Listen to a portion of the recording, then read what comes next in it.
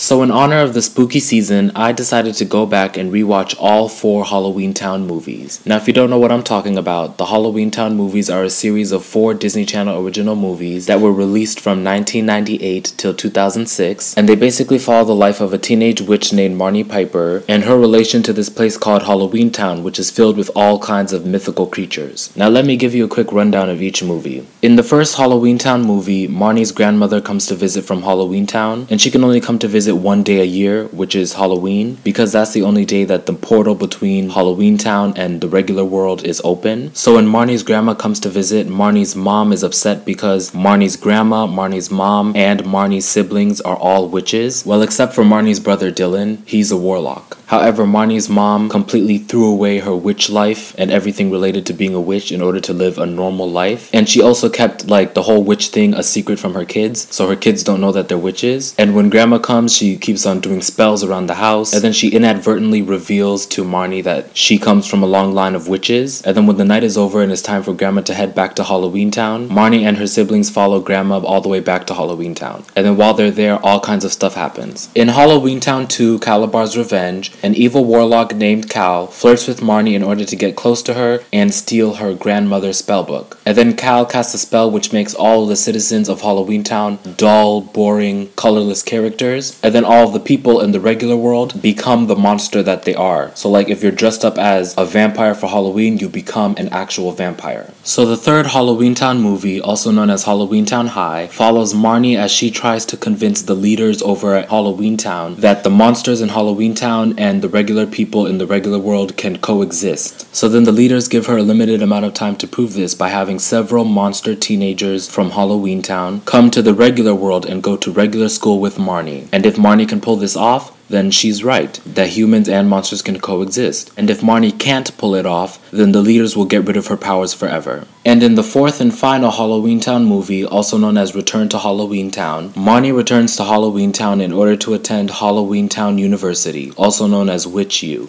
Okay, so now that I've given you a pretty simplified plot of each Halloweentown movie, I'm gonna start ranking them now. So Halloweentown 2 is the best Halloweentown movie. Growing up, I watched all 4 Halloweentown movies, but Halloweentown 2 has always been the most memorable, and I think part of it is the fact that Halloweentown 2 has a much darker tone than the rest of the Halloweentown movies. Like I remember there was this one scene where Cal's face was projected onto the side of this concrete building, and that scarred me as a child. But anyways, this is definitely the best Halloweentown movie. Now between Halloweentown 1 and 3, I can't decide which one I like better. Cause like the first Halloweentown movie is such a creative introduction into the whole Halloweentown world, but Halloweentown 3 is very funny, and I also like how there's this boy that has a crush on Marnie, but she still has her guard up because of everything that happened with Cal in Halloweentown 2.